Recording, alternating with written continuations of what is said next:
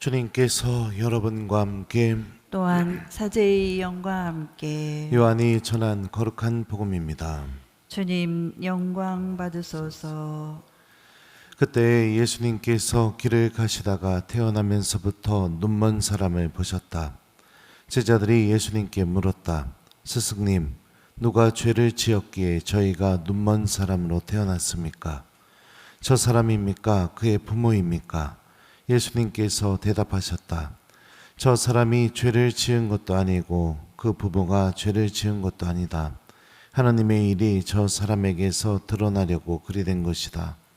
나를 보내신 분의 일을 우리는 낮 동안에 해야 한다. 이제 밤이 올 터인데 그때는 아무도 일하지 못한다. 내가 세상에 있는 동안에 나는 세상의 빛이다. 예수님께서는 이렇게 말씀하시고 나서 땅에 침을 뱉고 그것으로 진흙을 개어 그 사람의 눈을 바르신 다음 실로암 못으로 가서 씻어라 하고 그에게 이르셨다. 실로암은 파견되니라고 번역되는 말이다. 그가 가서 씻고 앞을 보게 되어 되돌아왔다. 이웃 사람들이 그리고 그가 전에 거지였던 것을 보아온 이들이 말하였다. 저 사람은 앉아서 구걸하던 이가 아닌가. 어떤 이들은 그 사람이요 하고 또 어떤 이들은 아니요 그와 닮은 사람이요 하였다. 그 사람은 내가 바로 그 사람입니다 하고 말하였다. 그들이 그러면 어떻게 눈을 뜨게 되었소 하고 묻자 그 사람이 대답하였다. 예수님이라는 분이 진흙을 개어 내 눈에 바르신 다음 실로암 못으로 가서 씻어라 하고 나에게 이르셨습니다. 그래서 내가 씻었더니 보게 되었습니다. 그들이 그 사람이 어디에서 왔소 하고 물으니 그가 모르겠습니다 하고 대답하였다. 그들은 전에 눈이 멀었던 그 사람을 바리사이들에게 데리고 갔다. 그런데 예수님께서 진흙을 개어 그 사람의 눈을 뜨게 해주신 날은 안식일이었다. 그래서 바리사이들도 그에게 어떻게 보게 되었는지 다시 물었다. 그는 그분이 제 눈에 진흙을 붙여주신 다음 제가 씻었더니 보게 되었습니다 하고 대답하였다. 바리사이들 가운데 몇몇은 그는 안식일을 지키지 않았으므로 하나님에게서 온 사람이 아니요 하고 어떤 이들은 죄인이 어떻게 그런 표징을 일으킬 수 있겠소 하여 그들 사이에 논란이 일어났다. 그리하여 그들이 눈이 멀었던 이에게 다시 물었다. 그가 당신 눈을 뜨게 해 주었는데 당신은 그를 어떻게 생각하오? 그러자 그가 대답하였다. 그분은 예언자십니다. 유다인들은 그가 눈이 멀었었는데 이제는 보게 되었다는 사실을 믿으려고 하지 않았다. 그리하여 앞을 볼 수 있게 된 그 사람의 부모를 불러 그들에게 물었다. 이 사람이 태어날 때부터 눈이 멀었다는 당신네 아들이요. 그런데 지금은 어떻게 보게 되었소? 그의 부모가 대답하였다. 이 아이가 우리 아들이라는 것과 태어날 때부터 눈이 멀었다는 것은 우리가 압니다. 그러나 지금 어떻게 해서 보게 되었는지는 모릅니다. 누가 그의 눈을 뜨게 해주었는지도 우리는 모릅니다. 그에게 물어보십시오. 나이를 먹었으니 제 일은 스스로 이야기할 것입니다. 그의 부모는 유다인들이 두려워 이렇게 말하였다. 누구든지 예수님을 메시아라고 고백하면 회당에서 내쫓기로 유다인들이 이미 합의하였기 때문이다. 그래서 그의 부모가 나이를 먹었으니 그에게 물어보십시오 하고 말한 것이다. 그리하여 바리사이들은 눈이 멀었던 그 사람을 다시 불러 하느님께 영광을 드리시오. 우리는 그자가 죄인임을 알고 있소 하고 말하였다. 그 사람이 대답하였다. 그분이 죄인이 아닌지 저는 모릅니다. 그러나 이 한 가지 제가 눈이 멀었었는데 이제는 보게 되었다는 것은 압니다. 그가 당신에게 무엇을 하였소? 그가 어떻게 해서 당신의 눈을 뜨게 하였소? 하고 물으니 그가 대답하였다. 제가 이미 여러분에게 말씀드렸는데 여러분은 들으려고 하지 않으셨습니다. 어째서 다시 들으려고 하십니까? 여러분도 그분의 제자가 되고 싶다는 말씀입니까? 그러자 그들은 그에게 욕설을 퍼부으며 말하였다. 당신은 그자의 제자지만 우리는 모세의 제자요. 우리는 하느님께서 모세에게 말씀하셨다는 것을 아오. 그러나 그자가 어디에서 왔는지는 우리가 알지 못하오. 그 사람이 그들에게 대답하였다. 그분이 제 눈을 뜨게 해주셨는데 여러분이 그분이 어디에서 오셨는지 모르신다니 그것 정말 놀라운 일입니다. 하느님께서는 죄인들의 말을 들어주지 않으신다는 것을 우리는 압니다. 그러나 누가 하느님을 경외하고 그분의 뜻을 실천하면 그 사람의 말은 들어주십니다. 태어날 때부터 눈이 먼 사람의 눈을 누가 뜨게 해주었다는 말을 일찍이 들어본 적이 없습니다. 그분이 하느님에게서 오지 않으셨으면 아무것도 하실 수 없었을 것입니다. 그러자 그들은 당신은 완전히 죄 중에 태어났으면서 우리를 가르치려고 드는 것이요 하며 그를 밖으로 내쫓아 버렸다. 그가 밖으로 내쫓겼다는 말을 들으신 예수님께서는 그를 만나시자 너는 사람의 아들을 믿느냐 하고 물으셨다. 그 사람이 선생님 그분이 누구십니까? 제가 그분을 믿을 수 있도록 말씀해 주십시오 하고 대답하자 예수님께서 그에게 이르셨다. 너는 이미 그를 보았다. 너와 말하고 있는 사람이 바로 그다. 그는 주님 믿습니다 하며 예수님께 경배하였다. 그때 예수님께서 이르셨다. 나는 이 세상을 심판하러 왔다. 보지 못하는 이들은 보고 보는 이들은 눈머니가 되게 하려는 것이다. 예수님과 함께 있던 몇몇 바리사이가 이 말씀을 듣고 예수님께 우리도 눈먼 자라는 말은 아니겠지요 하고 말하였다.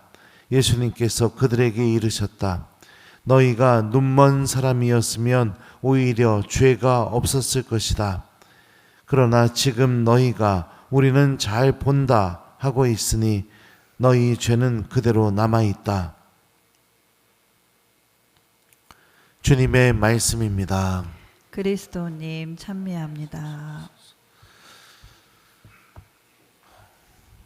소서 성령님.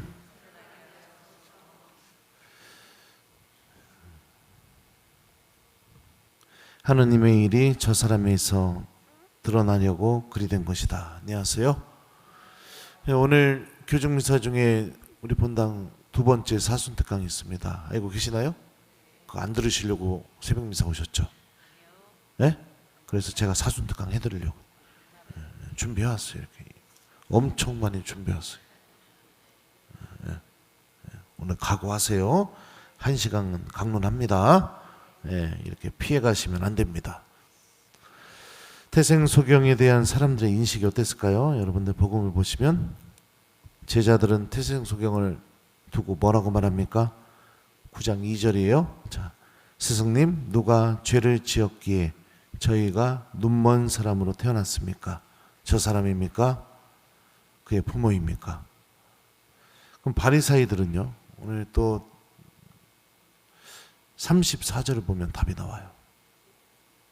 또 이렇게 말해요. 태생소경을 두고요. 당신은 완전히 죄 중에 태어났으면서 우리를 가르치려고 드는 것이요. 이렇게 얘기합니다.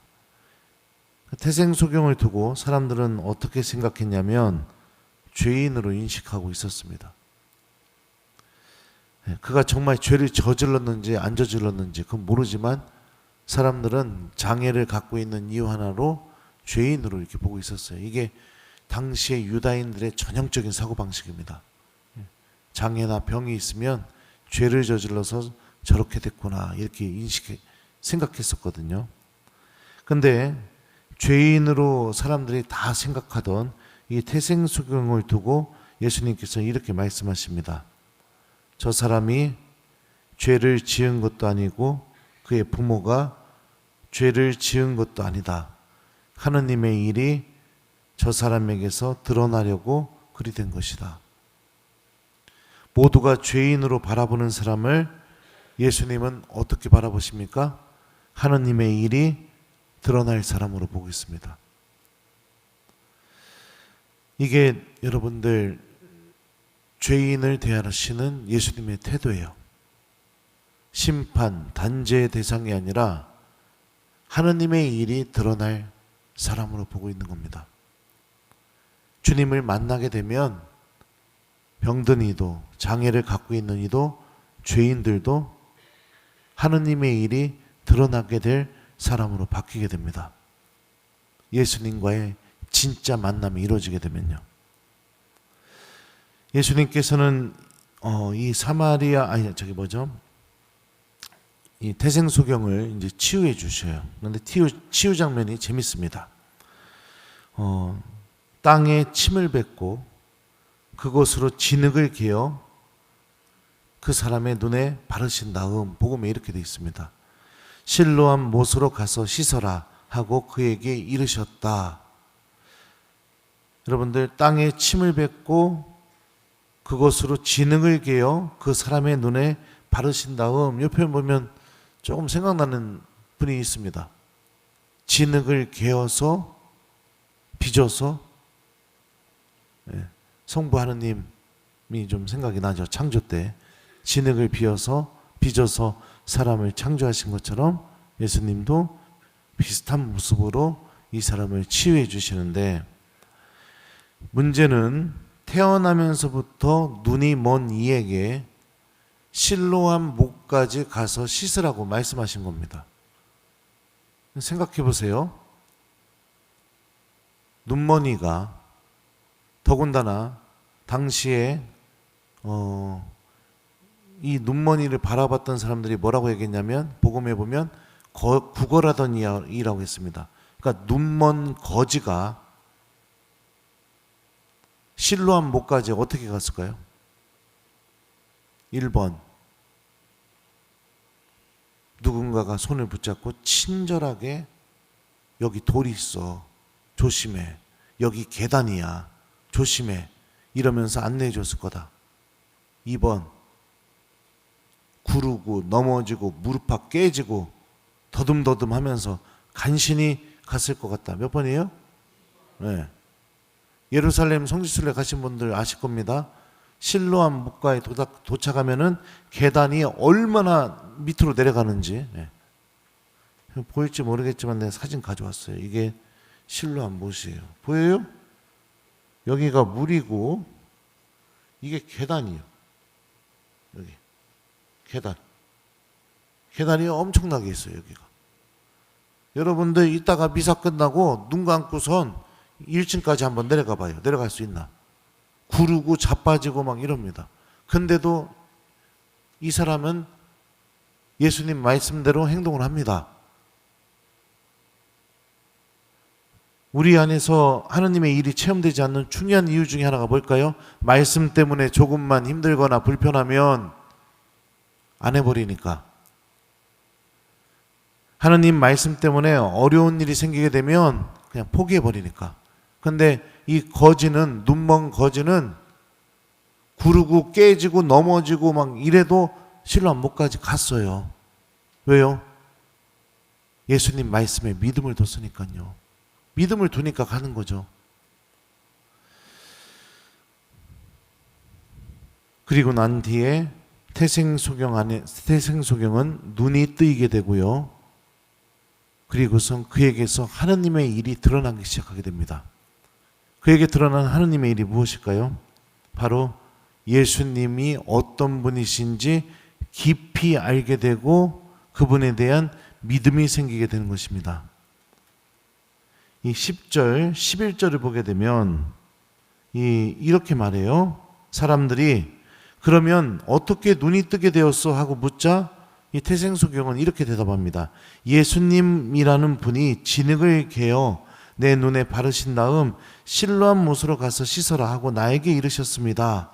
그래서 내가 가서 씻었더니 보게 되었습니다. 이러면서 예수님을 내 눈을 뜨게 해주신 분으로 인식하고 있어요. 그 다음에 17절을 보시게 되면 이 사람은 이렇게 말합니다. 바리사이들이 눈먼이에게 물어보죠. 그가 당신 눈을 뜨게 해주었는데 당신은 그를 어떻게 생각하오? 그러자 그가 대답하였다. 그분은 예언자십니다. 예언자로 인식하죠. 그 다음에 32절부터 33절을 보면 또 이렇게 말합니다.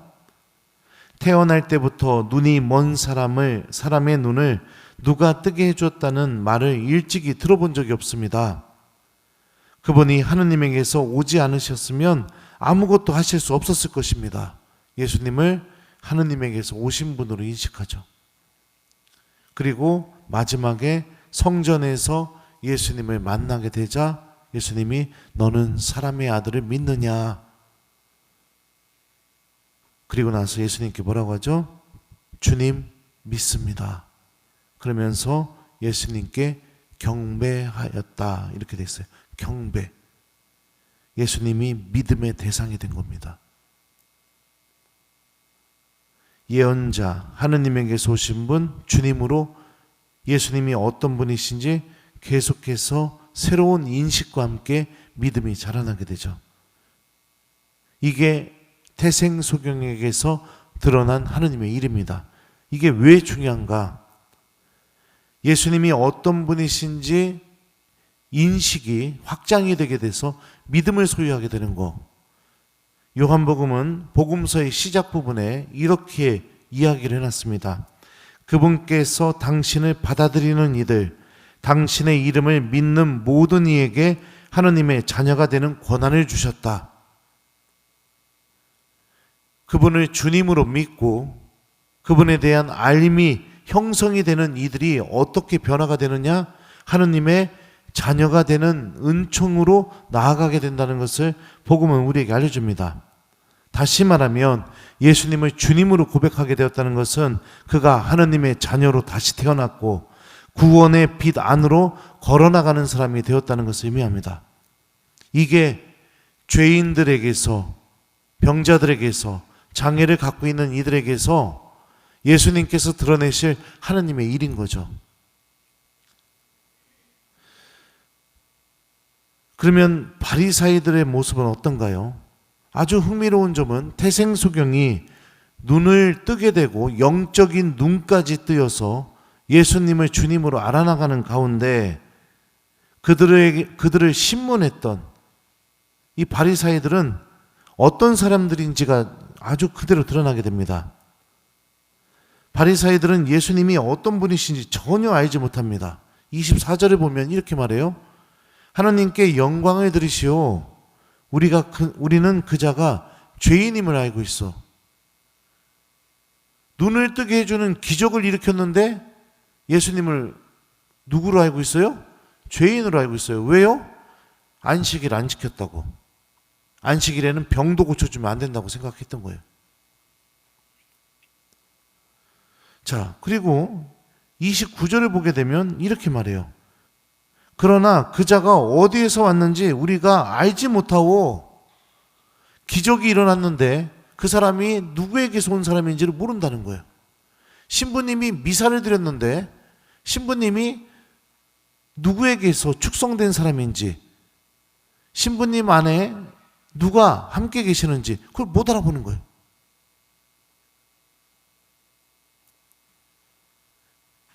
근데 이 바리사이들 어떤 사람들일까요? 혹시 어제 복음 읽어봤었나요? 성전에서 바리사이와 세리의 기도가 어제 복음의 내용이었습니다. 그 기도 내용을 보게 되면 철저하게 계명을 지키고 기도, 자선, 단식, 11조 아주 철저하게 하나님께 인색한 마음도 갖지 않고 아주 철저하게 다 지키고요. 누구보다도 하느님과 매우 가까운 삶을 사는 것처럼 보이는 사람들이었죠. 근데 참 신기한 게요. 성경에 대해서도 잘 알고 있고 계명도 잘 지키고 하나도 어기지도 않았고 기도도 열심히 하고 단식도 열심히 하고 자선도 열심히 하는데 예수님이 누구인지 전혀 알아보지 못합니다. 기적을 일으켜서 체험한 사람이 왔는데도 눈이 안 보이다가 뜨인 사람이 왔는데도 전혀 예수님을 인식하지 못합니다. 요한복음서는 무엇을 우리에게 얘기하고 싶어 하는 걸까요? 진짜 어둠 속에 있는 사람의 모습이 어떤지를 알려주는 겁니다. 우리로 따지면 주일 미사 한 번도 안 빠지고 따박따박 드렸고, 아침 기도 저녁 기도 따박따박 했고, 사순과 대림 때 판공성사표 나오면 판공성사 한 번도 안 빼놓고 다 했고 그랬는데, 말씀을 들어도 미사에 와도 아무것도 느껴지지가 않는 거예요. 하느님 체험이 하나도 없는 겁니다. 그리고 이 바리사이들 특징이 뭐죠? 태생소경도 단죄해버립니다. 너는 죄 중에 태어났으면서 우리를 가르치려고 들려고 하냐고 막 욕설을 퍼부으면서 얘기했다고 하죠. 회당에서 내쫓고. 예수님도 죄인으로 단죄해버립니다. 다 단죄해버립니다. 마음속이든 아니면 입으로 얘기하든 비난, 심판, 단죄 잃어버려요. 이웃들을.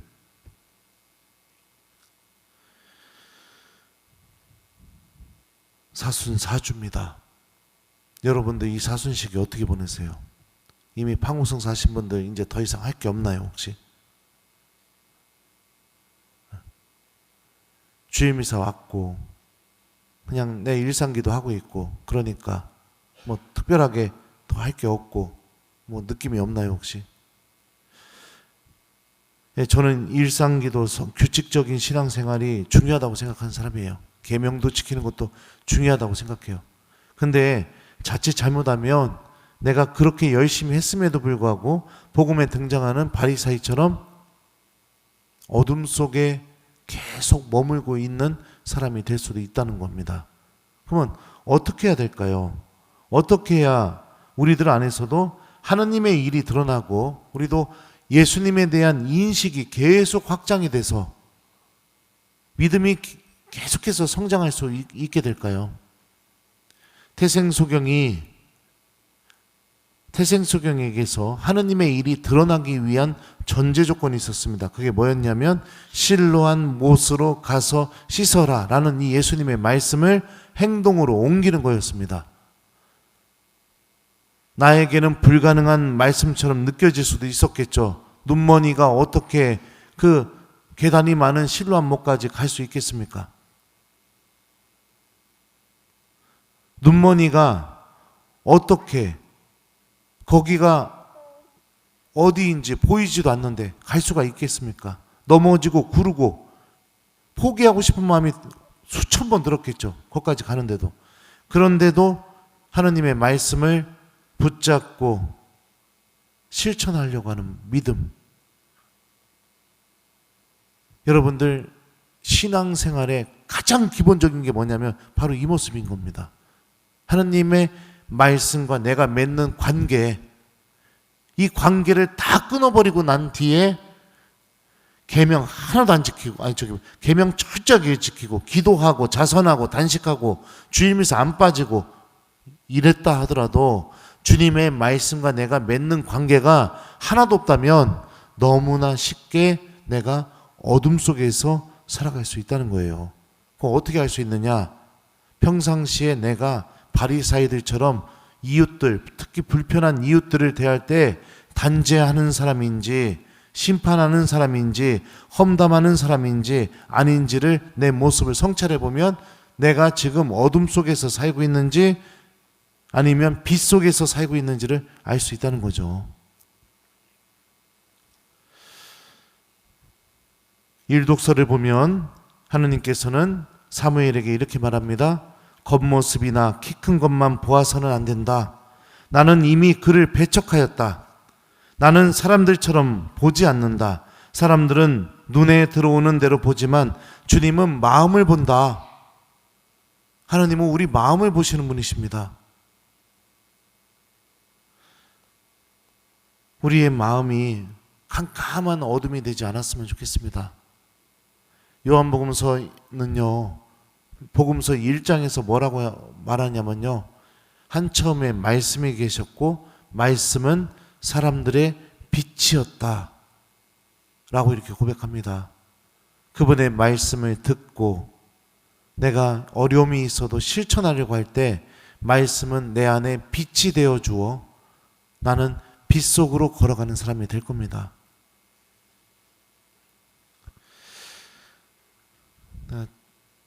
더 하고 싶지만 배가 고파서 그래요. 하나님 말씀 여러분들 실천하는 사순시기 보내세요. 판공성사 했다고, 십자가 얘기를 했다고, 그리고 나서 하나님하고 아무 상관없이 살려고 하지 마시고요. 이미 20년, 30년, 40년 신앙생활 해봐가지고 알지 않습니까? 그냥 내가 무엇인가 딱 해야 할 것만 딱 하고 나서, 그리고 나서 하나님에 대해서 그 어떤 것도 생각하지 않고 그냥 그분하고 아무 상관없이 내가 삶을 살아가면, 내가 신앙생활을 오래 했음에도 불구하고 예수님이 어떤 분이신지 전혀 알지 못하는 상태로 살아간다는 거 이미 경험해 봐서 알지 않냐고요. 혹시라도 내가 그동안 사순시기를 그렇게 보냈다면 이번 사순시기만큼은 좀 다르게 보내봤으면 좋겠어요. 하느님의 말씀을 하루하루 내가 읽고 마음속에 간직하고 그리고 실천하면서 그러면서 사순시기를 보내봤으면 좋겠습니다. 이제 반 정도 지났습니다.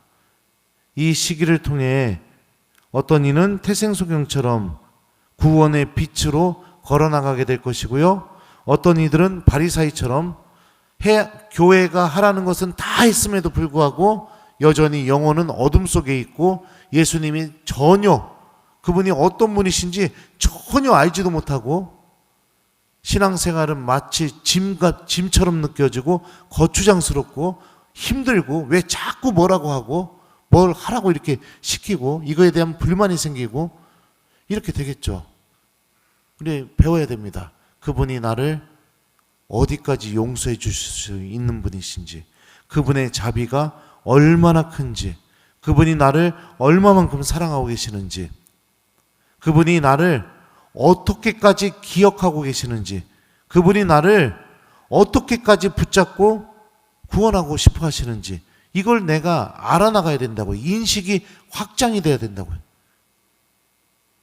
그래서 내 입에서 정말 그 알미 나를 움직여서 예수님을 향해 주님이라는 고백이 나오는 그런 사순시기를 보냈으면 좋겠어요.